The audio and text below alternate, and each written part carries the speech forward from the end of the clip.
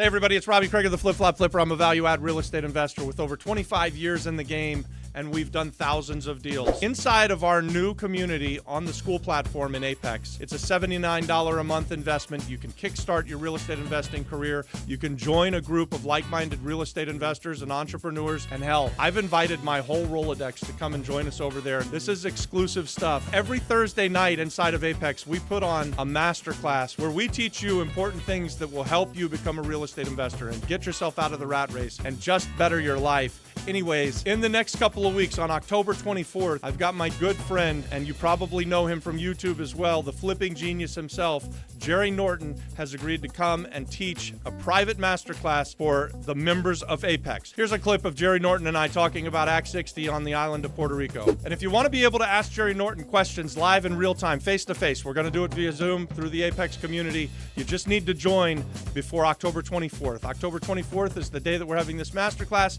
I'll see you there. Some of the amazing opportunities that are available on the island here in Puerto Rico that are not available if you do the same type of investing in the mainland. The government is saying, we want those. We want to serve this tourism community. We want to improve our tourism. We will give you a 40% of your total cost, acquisition, any rehab, back as a credit. That's right. I mean, that's like better than any flip you would ever do, is to get 40%, right? It's pretty crazy. So it's kind of like you flipped it for a 40% home run win, but then kept the property. Yeah.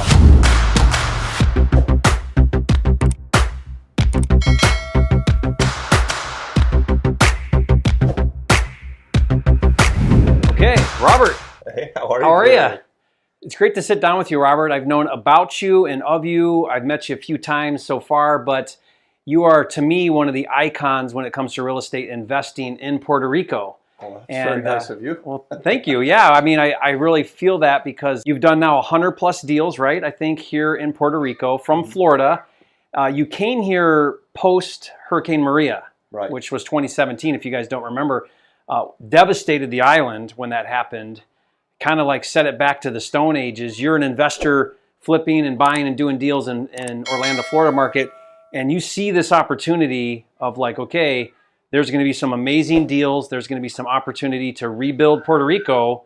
And you decided to come to the island and really make that a thing. Yeah. So you've been here since then. So what is that now? 4 or 5 years, right? Almost 5 years. We're coming up on 5 years. We were looking for a 2012 market. We were looking for a place that we would get a do-over on 2012 because we did really well when we were coming out of the Great Recession. And the idea was to find this market and really go all in. So we had an idea of what a hurricane cycle looks like. And you're used to hurricanes, right, in Florida? We've done it a few times. I think we've been through, during our 25 years, a half a dozen hurricane cycles. And so we see what that looks like again and again, and had this idea that this horrific storm was going to be the catalyst to improve things. And when we got here, we found that it was not just Hurricane Maria, it was this generational, decade-long recession that they had been in. They never came out of the 2008 crash. And all of the talent that would rise up in Puerto Rico would leave the island so that they could find opportunity elsewhere. And the idea was that, hey, that's going to change now. There's this 5-year cycle with the hurricanes, and if we get involved with this, we'll be able to ride this wave back up. And you're seeing that happen right now. I mean, you're really starting to see the tides turn. Yeah. I've been here now a little over a year, and you can feel it. You're seeing credit come back to the island a little bit more because banking left. You're seeing a lot of outside investment coming to the island. And it's an amazing time to be here as an investor. It really is. I still think it's 2012. Like we have, you and I, this first mover advantage, right, of being here early on.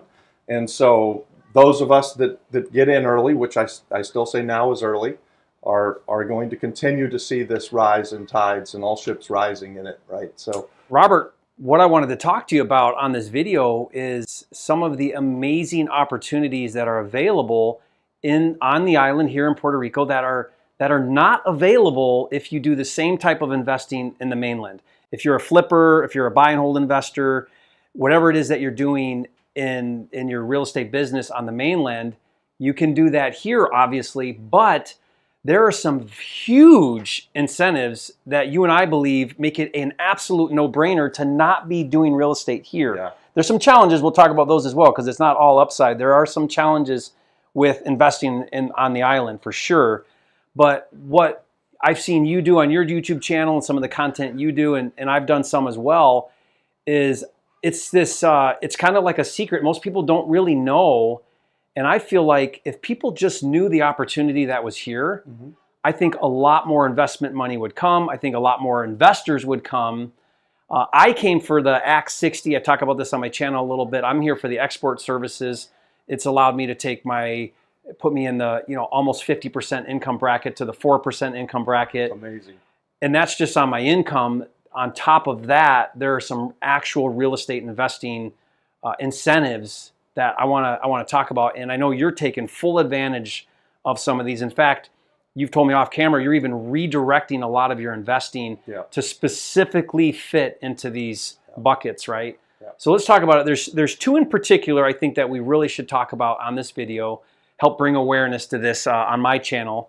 I also want to keep the focus, Robert, with people watching that they may be sitting in Florida or Nashville or out west, Arizona, wherever, and maybe be thinking, shoot, how can I get involved in the gold mine right now in Puerto Rico? And so I want to maybe touch on that a little bit as well, because you can. I think you definitely can. It's going to look a little different probably than most people are thinking with like being able to find, source, manage deals here. So we'll talk about that. But first, let's talk about those two really big incentives. First, explain to people what the Tourism Act is. I think that's probably... That's one of the favorites. Yeah. What is that and how does that work, big picture? Yeah, so big picture, if you invest in tourism in Puerto Rico, there's a stated need for something around 100,000 more hospitality doors over the next decade, right? And they're trying to build up the tourism industry. It's never been the big part of the GDP for Puerto Rico, but they want to change that. So we're at about 6-7% of GDP. Tourism right now, and they want to go to 15%. So they want to double that, right? So for that, investing in these projects, you get a 40% tax credit on everything you do. So from purchase price to renovations and development through the first year operation and the first year marketing budget. So that's a okay. Did you hear that? I hope you heard that. 40% tax credit.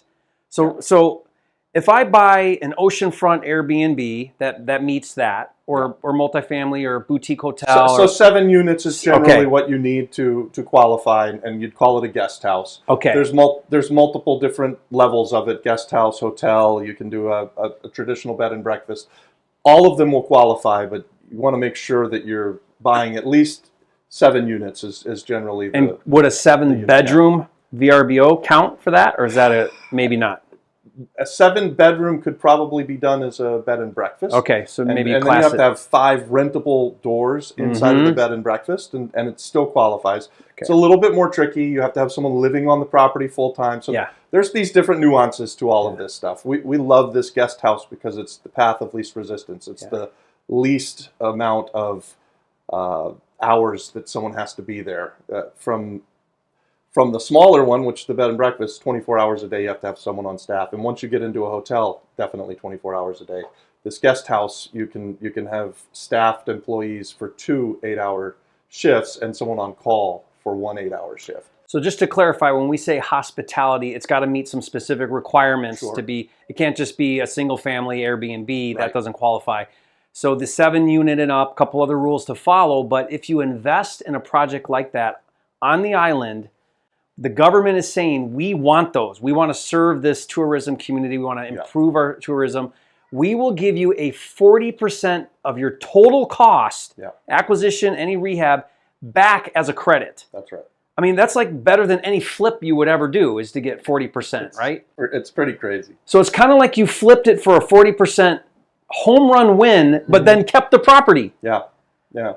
And working with the tourism agency here on the island, they're a government agency. They're the best government agency that I've ever dealt with, right? Like, so we'll talk about some of the hard parts of being in Puerto Rico, but working with tourism is not one of them. They bend over backwards for us to help us to qualify. They want you to win. They want us to win. They want, and I've had them come out and they'll say, "Have you thought about this?" You know, they know that I like to invest in upcycled shipping containers, and they'll say, "Have you thought about putting a couple more units over here?" And I'm like, "No, Hector, I didn't even think about that. Thanks, man. Yeah. Okay, well, we'll do that. We'll, and get 40% on that." And it's like, yeah. So there's not all this bureaucracy or, foreign government type of thing, barriers or any of that. It's very open to doing this. They are really very open friendly. to doing this. Very friendly. Yeah. So that's exciting. I mean, guys, that alone, just that alone, nothing else, is that alone, for me, is why would I not be doing deals like that? Right. And the demand is here.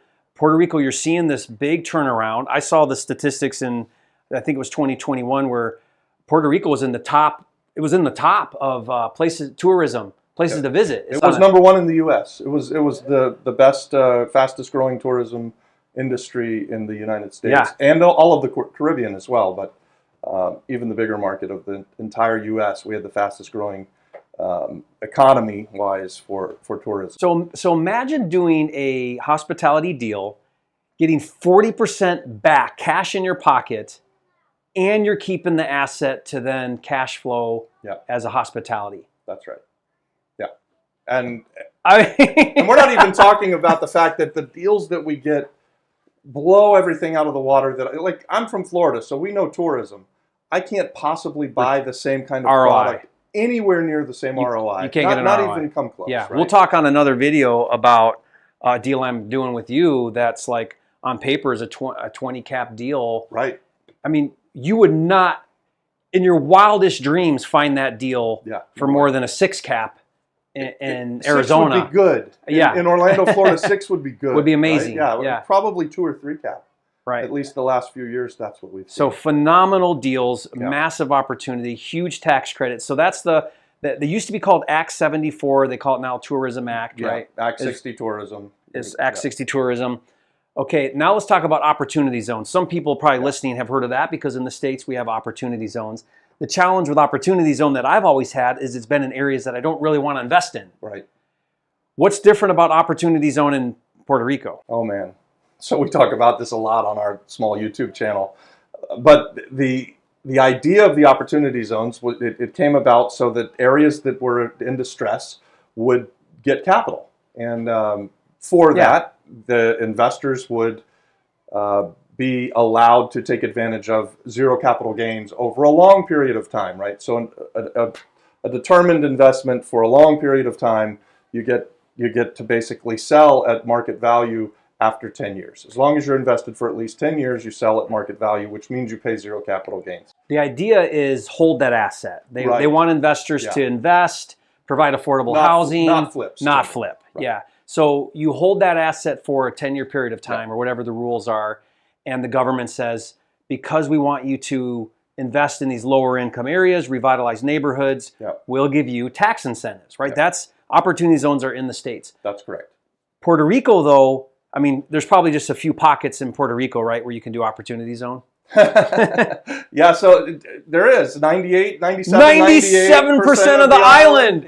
Yeah. Small pockets that you can't do it. I mean, you really have to work hard. You live in one that's probably not an opportunity. There's maybe 2 or 3 places on the whole island. But Dorado, Condado, Palmas. So you're telling me I could be oceanfront and be opportunity zone? That's what I say. You can invest in A+ real estate, oceanfront, inside of an opportunity zone, combine it with an Act 60 and get 40% tax credits. This is only in Puerto Rico. And you don't need a passport or a visa. Right. We're U.S. territory. Yep. We're on the U.S. dollar. Now, Spanish is a big thing, right? So that's their main language. But do you speak Spanish, Robert? I'm learning. You're learning a little bit. I didn't speak a word when I came. And you're getting by fine. I get by fine, and I have a great teacher, so I'm learning. I can order my coffee really well right now. Yeah, but the point here is we're underneath a U.S. territory, so you can come to the island. You don't need visas and passports. Right. We're on the U.S. dollar. Yep. And you can invest, and you can combine the two of those if you wanted, right? You could do a hospitality and an opportunity zone. That's right. And that's what we're like geared up towards. That's so all. We're just going for that. Yeah. We are doing some stuff where if we find a great deal in Palmas, we're not going to disregard the low-hanging fruit. we'll still do these deals, but we're really looking for opportunity zones combined with this Act 60 tourism play. And we think that it's, again, the only in Puerto Rico and the best of the best that there is out there. High returns on assets that would otherwise be great deal of a lifetime deals anyway, and de-risk them, and oh, by the way, live in paradise. I mean, it just doesn't get any better than that, really. I mean, I was telling you, my family absolutely loves it here. I mean, we're the oceans, we look at the ocean, our kids are just thriving here. Yeah. I mean, we homeschool, but our kids are really thriving here. So it's been such a good move for our family and for my business. I'm doing some luxury flips. I've talked a little bit about it on the channel here because there's a demand for luxury here. But I'm also very excited to follow in the same path, which is the hospitality inside opportunity zone, and really maximize those returns. I mean, essentially, we'll talk about it on another video, but we're putting together a hotel deal that will literally provide income tax-free. I'm not going to pay tax on that income. And that's so massive when you start earning money and start paying taxes. Your biggest cost is that tax that you fall into, their tax bracket. You're also saving on property taxes, and you're saving on it's like a 4% corporate tax inside of the Act 60. So it's really like the gift that just keeps giving. And it took us a while as we came to the island. We didn't know anything about any of these acts. We just came here to buy some real estate and live in a beautiful place and meet people. And we were lucky enough that our friends would start to say, "Hey, why aren't you thinking of this? You're buying that." And every time it was like light bulbs would just start going off. And so the island has caused us to pivot several times. And I can remember the first time we bought this magnificent property out in Cabo Rojo. It was a 30-room guest house hotel, and we thought we'd just flip it. We didn't want to operate it. And now, fast forward 4 years later, we're putting it into an opportunity zone. We're going to renovate and then operate. I mean, so we've shifted as a company to kind of lean into what the island will allow. Hey everybody, thanks for watching that clip. I hope you got a lot out of it. I know you want to talk to Jerry Norton and I, so I need you to join the Apex group. The link's in the description here. Come on over, be part of the most dynamic club in all of real estate investing. We are like-minded individuals who want to learn with you, network with you, and we want to do deals with you. Here's the truth of it, guys. I've been doing this for a long time, and I know that I'm going to buy real estate next week, next month, and next year. What are you going to do? Join us on Apex.